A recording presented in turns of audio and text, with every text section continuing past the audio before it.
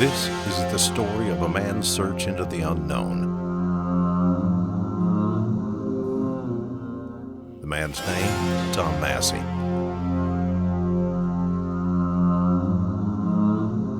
It's winter in Alaska. It's cold, it's icy, it's harsh. Tom, like most prospectors, has gold fever. He would tell you it's never too cold for gold.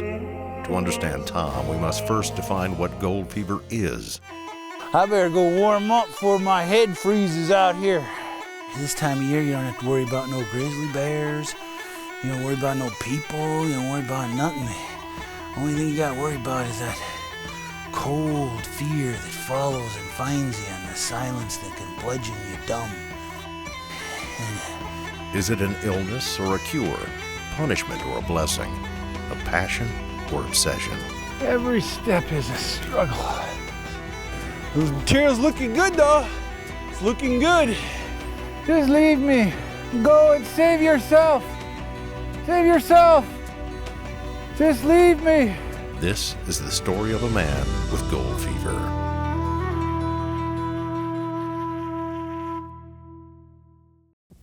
I packed in my job and I made up my mind to spend my life looking for gold. That old gold bug really bit me good, and I'm doomed, so I've been told. That's not good. I got metal detectors up the old yin-yang, a gold dredge and a four-wheel drive. I'd be better if you shot me, 'cause gold fever's really got me, and I'm hooked as long as I'm alive. Need some gold. Go, go, go, go, go, go, fever, ba, ba, ba, ba, go, This episode, go, Gold go, Fever, go, is go, sponsored in fever. part by Mine Lab, world's best metal detection technologies, and by Gold Prospectors Association of America. It's not about having the gold, it's about finding the gold.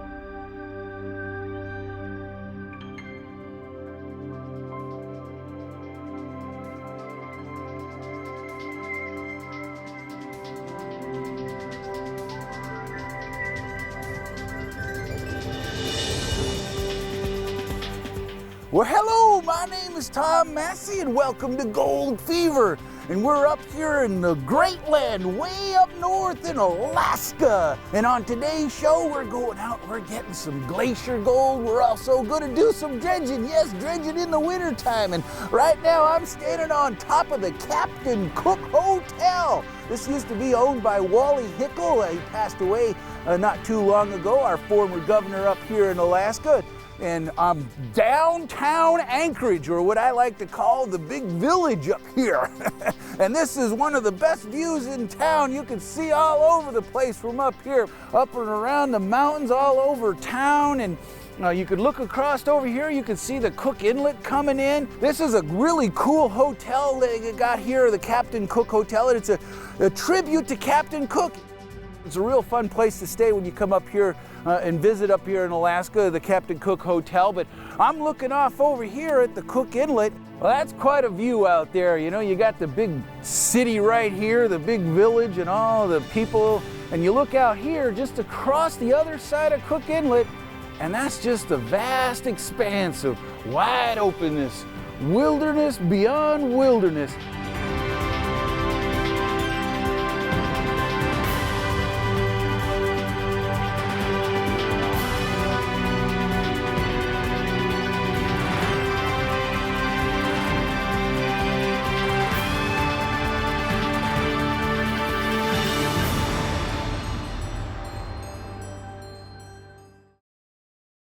Go, go, go, go, go, go, fever, ba, ba, ba, ba.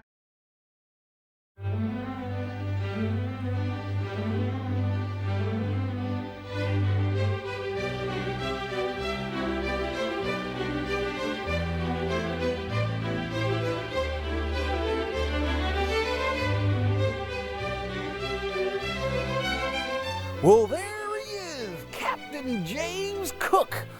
looking out over Cook Inlet, named after him.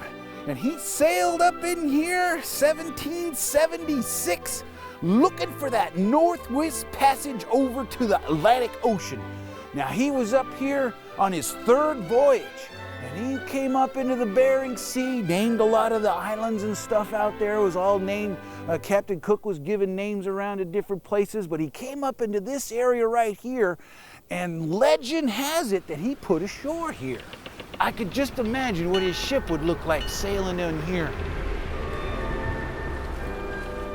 Captain James Cook was born Yorkshire, England, November 7th, 1728. He grew up the son of a farmer and would eventually take up the same work. James enjoyed the solitude of the farm.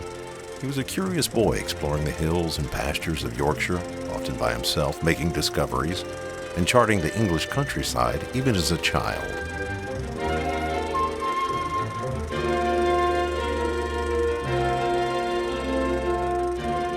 When Cook was 16, he moved to the fishing village of Staithes to be apprenticed as a grocer. It is here where James Cook first felt the lure of the sea while looking out of the shop window.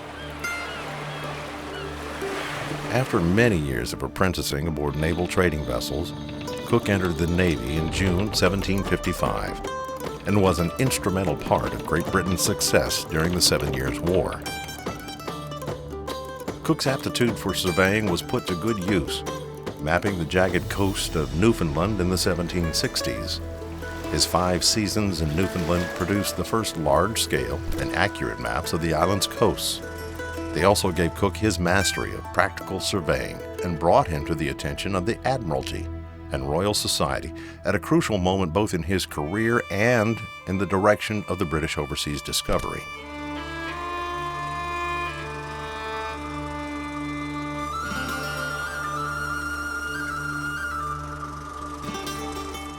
Following on from his excursions in Newfoundland, it was at this time that Cook wrote that he intended to go not only farther than any man has been before me, but as far as I think it is possible for a man to go.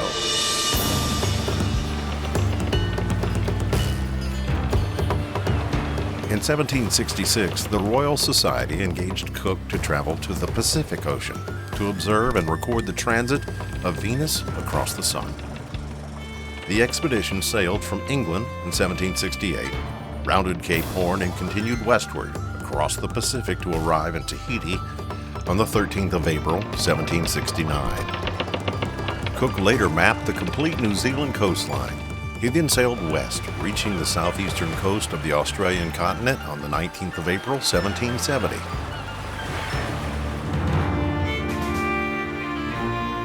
He returned to England on the 12th of July, 1771. Shortly after his return from the first voyage, Cook was promoted to the rank of commander and was commissioned by the Royal Society to search for the hypothetical Terra Australis. Cook commanded HMS Resolution on this voyage. He almost encountered the mainland of Antarctica, but turned back north towards Tahiti to resupply his ship. He then resumed his southward course in a second fruitless attempt to find the supposed continent, Terra Australis. His reports upon return home in 1775 put to rest the popular myth of Terra Australis.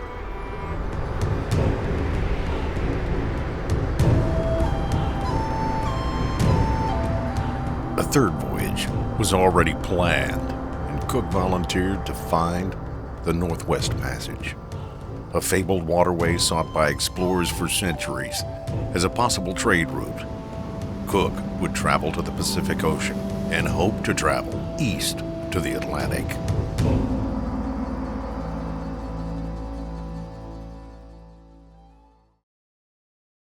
Go, go, go, go, go, go, fee, va, va, va, va, va.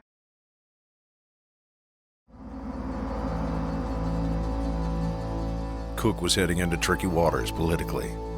Vitus Bering had reached Alaska 35 years before. and the Spanish sent exploration parties north from California to Alaska in 1774 and 1775. Cook received maps of Alaska, the Aleutians, and Kamchatka during a visit with Russian fur traders, and combined these maps with those of his expedition.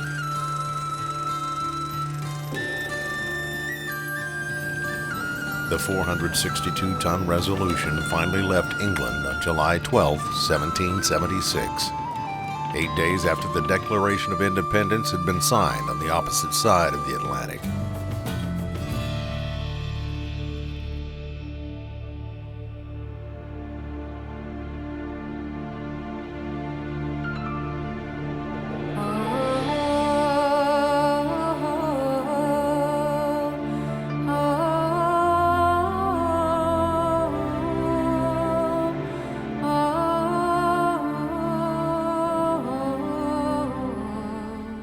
His contributions to knowledge were internationally recognized during his lifetime. While the American colonies were at war with Britain in their war for independence, Benjamin Franklin wrote to captains of American warships at sea, recommending that if they came into contact with Cook's vessels, they were to not consider her an enemy, nor suffer any plunder to be made of the effects contained in her, nor obstruct her immediate return to England by detaining her or sending her into any part of Europe or to America, but that you treat the said Captain Cook and his people with all civility and kindness, as common friends to mankind.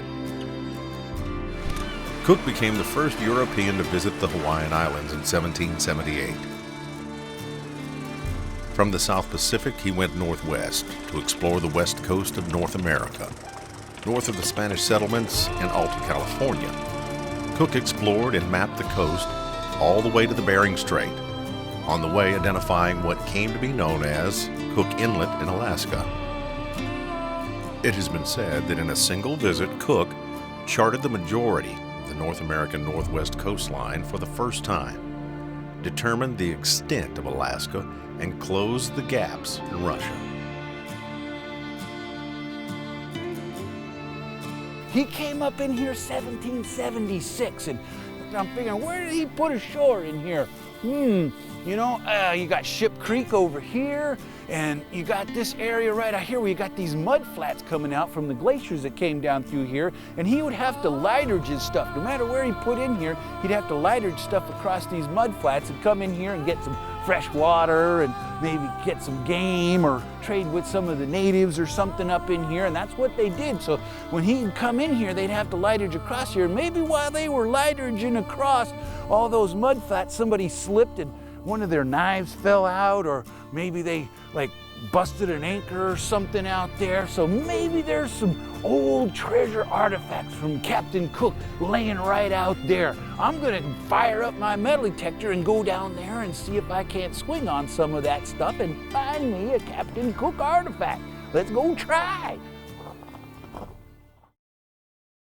Go, go, go, go, go, go, fever, ba, ba, ba, ba.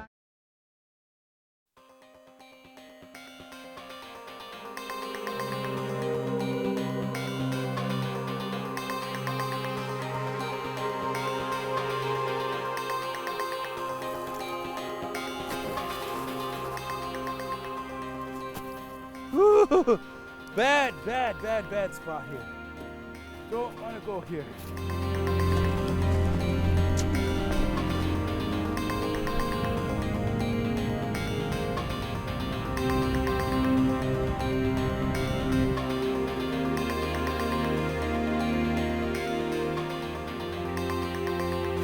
Oh, I got visions of finding the old anchor off the Resolution, or maybe even the nameplate from the ship, or a cannon or something like that, but I don't think I'm going to find it. But you never know unless you try, you know.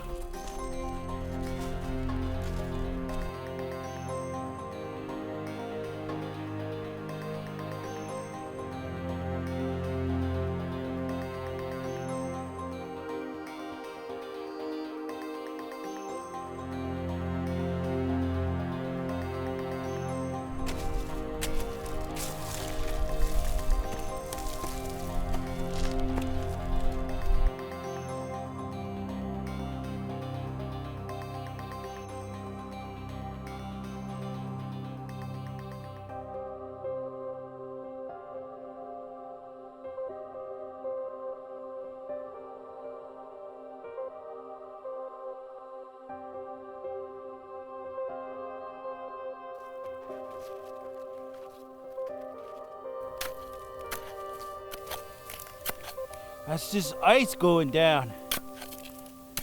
These mud flats out here, very, very dangerous. People get killed out here all the time. You wouldn't think it, but what happens in the summertime is you get out here in this glacier mud. It's real fine, and you're sucking around it, and it just sucks right onto you, and you get that suction. Ooh, I'm going deeper. I don't want to get suction effect, but you get that suction effect, and you can't get out. You know, and you're stuck, and you wall around, you're stuck, and then guess what happens? The tide rolls in. Water comes up this high. Water in here. You wouldn't think it, but it comes up over your head, and you're drowned out here because you can't move. You're just stuck out here. And that's happened quite a few times. So these are real dangerous areas out here. You can't really get out here in the summertime, and it's real hard going out here right now in the wintertime. I was hoping to get here when there was a little less snow, but this ice moves in here and it freezes up, and it's like 3 foot thick of ice to try and dig through it. I'm not getting any targets with my detector, even though this baby goes pretty deep. I don't know if I was to get a target, man, I'd have to dig really deep down there to get to it. But I think I'm gonna give up the ghost out here, but it's sure been beautiful. And head north of here where there's some glaciers. And I can get gold underneath those glaciers. I've gotten gold there before, and I'll take you out there. Hard place to get to, kind of precarious, but there's gold underneath them glaciers. Oh, I'm stuck. I'm stuck.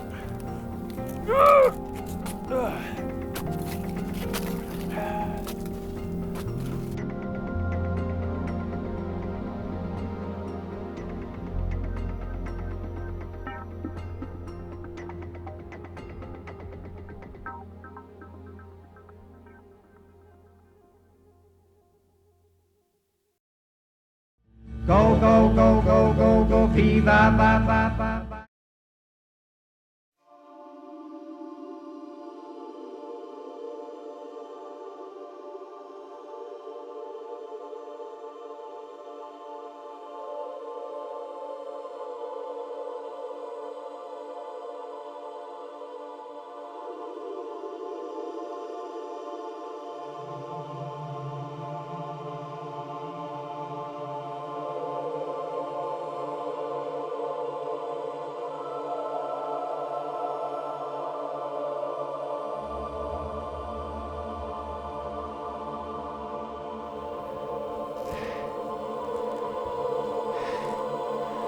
Every step is a struggle.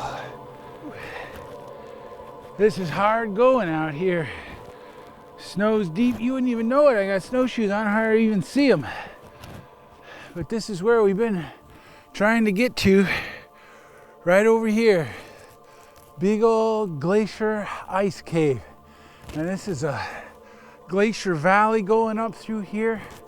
I don't want to be too loud right now, because you got the hillside over there with a bunch of piled up snow on it, ready to avalanche down here, and I can't outrun an avalanche. It would just cover us up right here. So it's real precarious. I like coming in here, well, this time of year. Usually last part of October, November is the best time to go metal detected on the glaciers. In the springtime, in the summer, the glaciers are melting and there's so much water flowing out there through them. You just can't detect, can't get in and around them, and they're moving. It's pretty dangerous. But right now, I think they're rather stable. I'm gonna keep wallowing my way over there and get up underneath there. Maybe I can get out of this snow.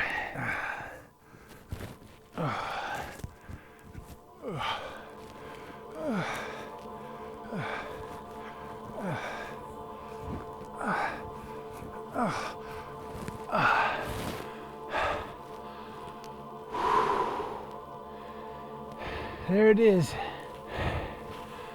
I'm gonna take my other snowshoes off, break my metal detector out, and have a look around. Boy, this looks beautiful, huh?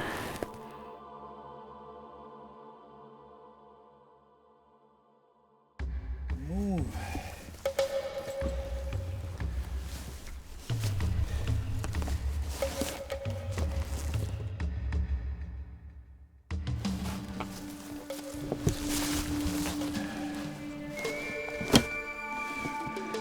much like the Pillsbury Doughboy.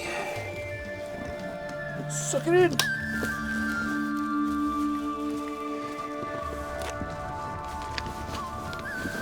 I don't like the looks of all this stuff that's caved in here at the entrance. All it takes is one good bust, and it could close up this entrance for good. And if you're back inside there, that'd be the end of old Tom.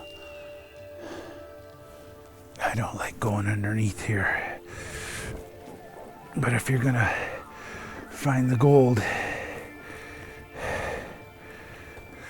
look at these icicles. Like a unicorn, huh? Boy, if one of those fell from a distance and stuck you. And that's really sharp out there on the end.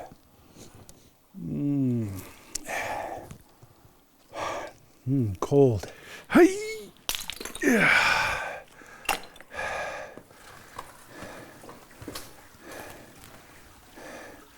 I like these areas around the bigger boulders, especially like any place that looks like it would create a riffle, like in a sluice box, and behind these spots, and your low spots.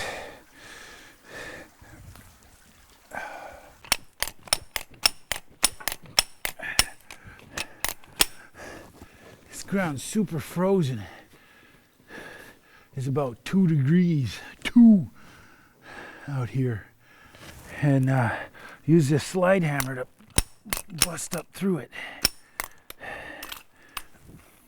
Oh, that's a piece of bedrock right there. See how that's all frozen together? Bedrock. I hear that popping noise. I don't like the sound of that. Back to my target. Ooh, ooh, I see it. There it is. It's a piece of gold. Wow, wow, wow. A nugget. Wow. That's how you scream real loud without actually screaming. I'm gonna have to break my light off. Break my light out to go deeper in here. But where there's one, there's more. Go, go, go, go, go, go, fever, ba, ba, ba, ba. Glaciers are really just rivers of flowing ice, creating magnificent fjords. Glaciers, just like rivers, are eroding out rock. Some of these glaciers are cutting through rich quartz veins. These quartz veins contain gold. As that gold is eroded out, it travels underneath the glacier. As these glaciers have been receding over the years, that leaves guaranteed virgin ground out in front of these glaciers to be worked. Back when the old timers were in here, they were digging. This glacier was all this area here was all under ice. The glaciers have receded since they were in here 100 years ago. Whew. Normally this would all be full of water rushing in here. There'd be water up to my waist and it'd be just blasting through here. But right now it's all dry because all the water's frozen except for some of it still coming down from underneath that gets insulated. See, some of these rocks, most of them are dark, but you come across some of these ones, like this one. See how that's quartz? That's a white rock. That's what's containing the gold that's coming down through here. That's a good sign. Now, you only get about 4 hours of daylight. So I'm only gonna get about another 45 minutes out here before I'm gonna have to start heading back.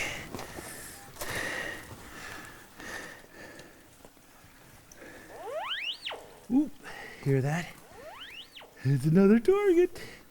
It's another target. Man, the ground's frozen.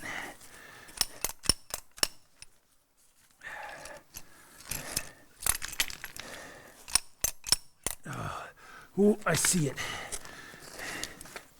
Oh, it's cemented in. Ooh, it's a big one. Look at that. It's a big one. Whoa! That's a humdinger right there. That's got to be a half-ounce nugget. That one's sweet. I mean, it's kind of like a slug. It's got some pitted, a little bit of character into it, but not much. That's glacier gold. It just flattens out, it moves along, slides along, and gets smooth. This is worth the hike. This makes it all worthwhile. Yeah.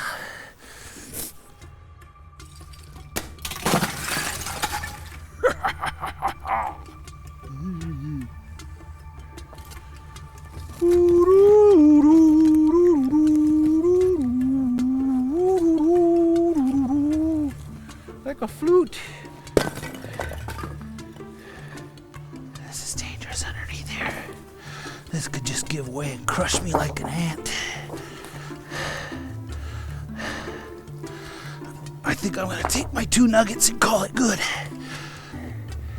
These glaciers are good places to swing your metal detector. Good places to find gold. But they are dangerous. Let me show you my 2 nuggets. That's a nice find. I'm happy with that. That makes the hike out here worth it. You know, I'll keep those as a trophy of this adventure out here.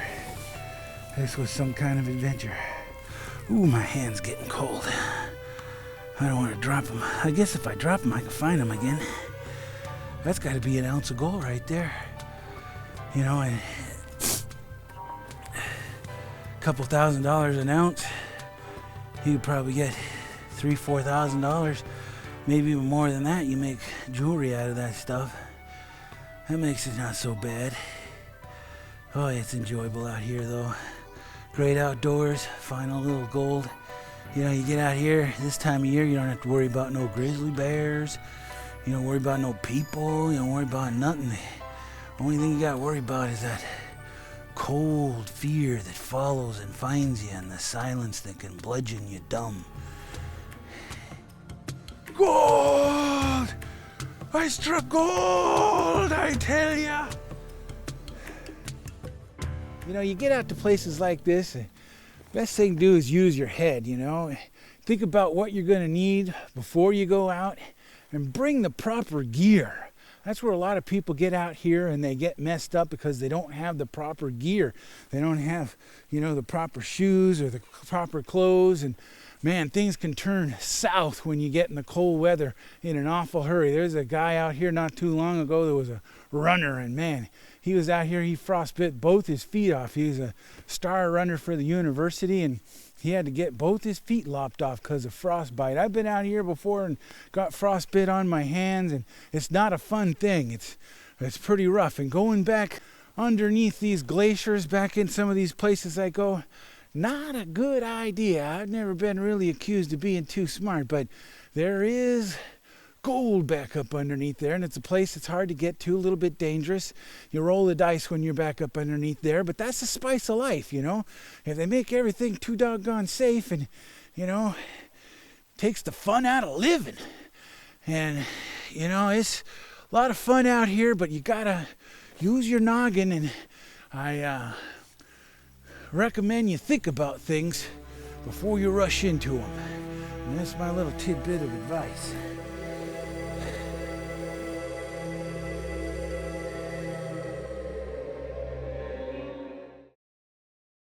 Go, go, go, go, go, go, fever, ba, ba, ba, ba.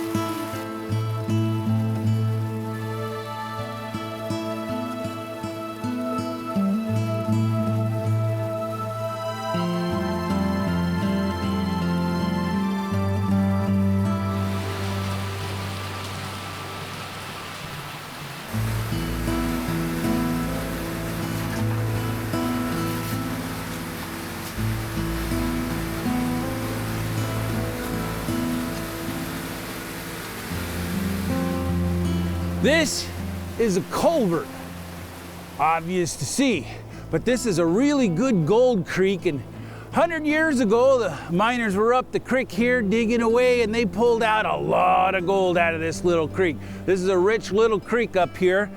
And the reason why I'm coming back inside this culvert is because there's gold back in these culverts. Now what you got is, see these ribs on here, these round ribs? Material come along and get stuck in between these ribs. And you gotta remember, gold's heavy. You think about this sluice box sitting here for probably 40, 50 years since this culvert's been in here, and all that material coming down here, washing through this culvert, blowing on out of here, going through here, washing through, washing through, washing through. That gold, the heavy golds, it's a trap for it. I'm real excited about finding some gold because I've found a lot of gold in these culverts before. So I'm gonna fire up my dredge inside here and see if we can't get some of that yellow stuff.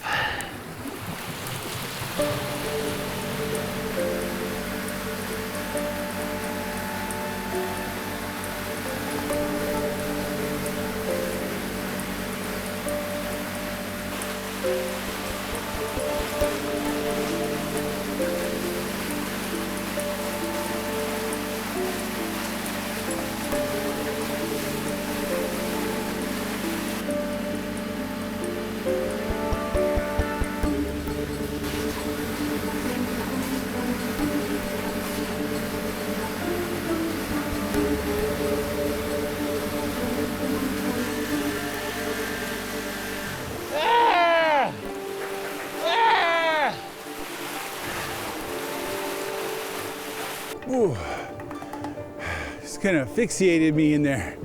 The material's looking good though. It's looking good. Just gotta get some air.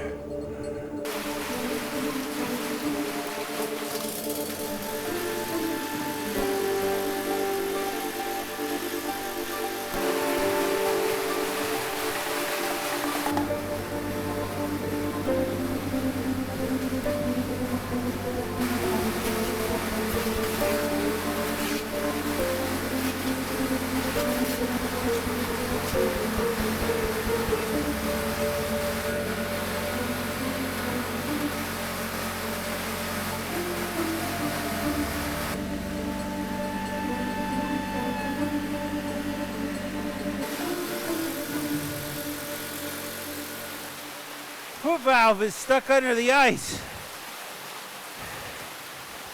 Whoa! I got some material, but I didn't get all the material I wanted. I don't think anybody can say gold mining is easy. That's rough back in there. My high pressure hose has a leak in it, and it's squirting water all over me, and I'm getting wet. Around these parts, when it's 0 degrees, you don't want to get wet. I was going to go work some more culverts down the road, but I think we'll pull our sluice box out and see what we get on this one. Hopefully it's good. I know this is a good gold creek. Didn't get all I wanted to, but I got the good stuff up in front.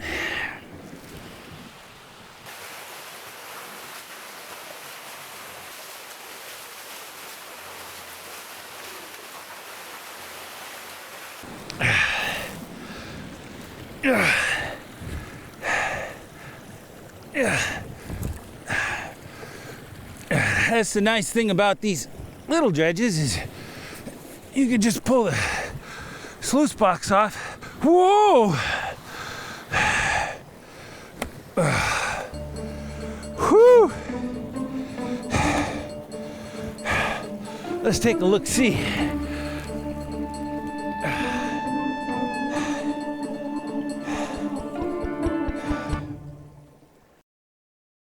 Go, go, go, go, go, go, fever, ba, ba, ba, ba.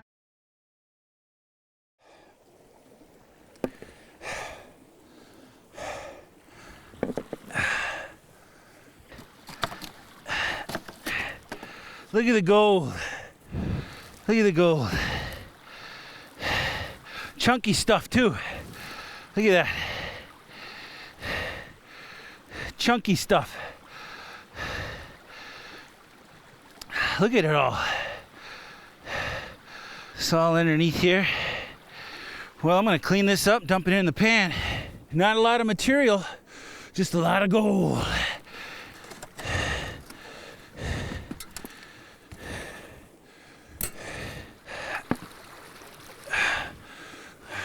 I gotta find a little quieter spot in the creek. All this fast flowing water's roughing me up. Let's take it over here.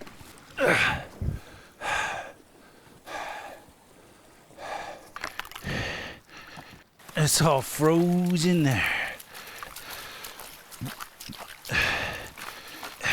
Pieces of gold.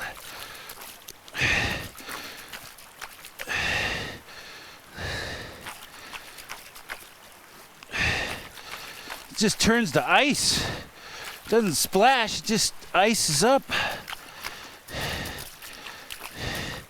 See that? How it just ices up? Freaking cold. I should probably take this back and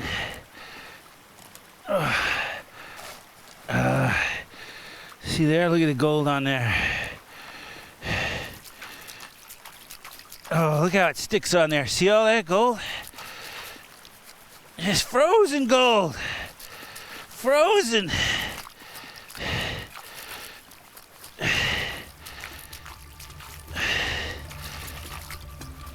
Hits the air and just wants to freeze up. I'm just gonna leave that stuff in there. A little quiet place. Not a lot of material, but quality material. Yeah, look at that. Yellow gold, look at all that gold. Look at that.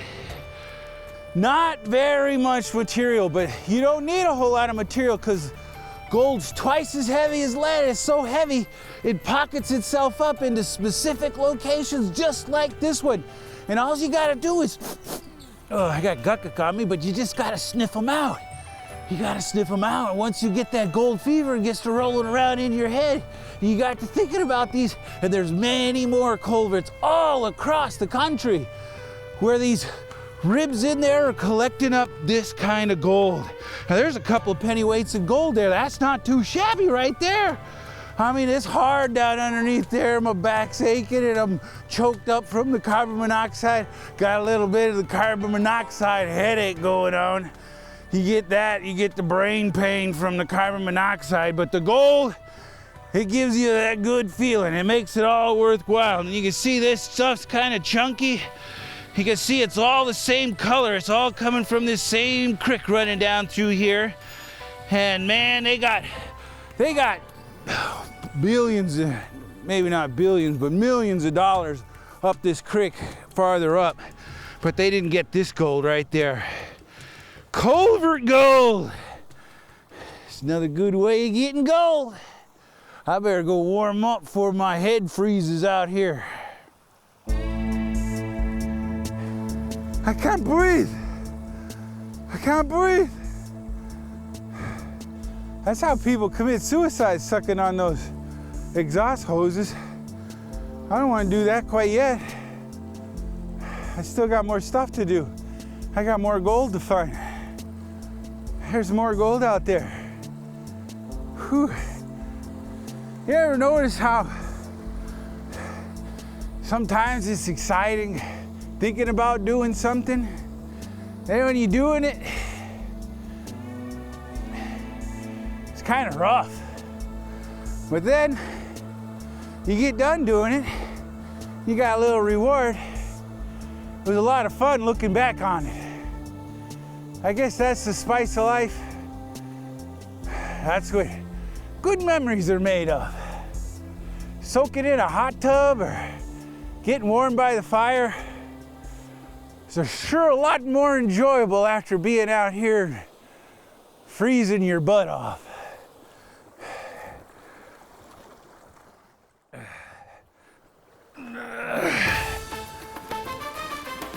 Jingle bell, jingle bell, jingle bell rock, jingle all right. Have some gold for Christmas. Gold for Christmas.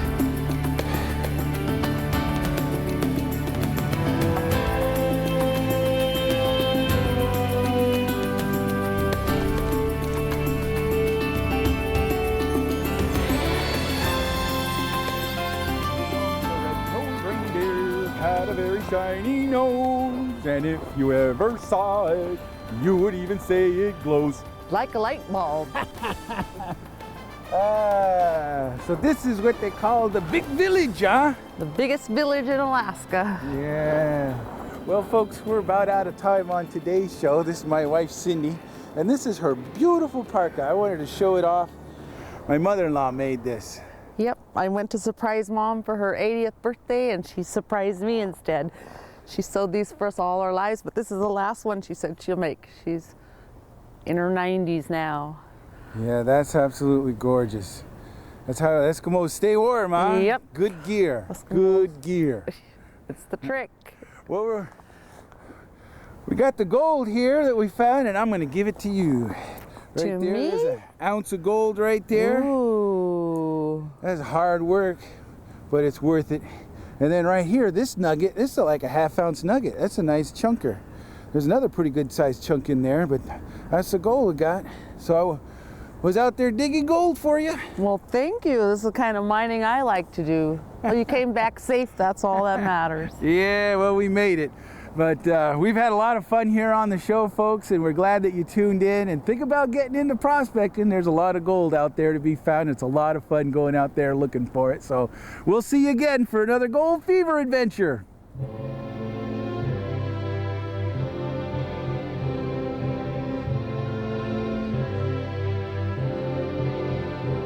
Tom's appetite for gold was fed for the time being, but there is no cure for gold fever. James Cook was not a prospector, but showed all the signs of gold fever and suffered from a lot of the same symptoms as Tom. Maybe it's impossible to define what gold fever is, but one thing is certain. It's not about the gold.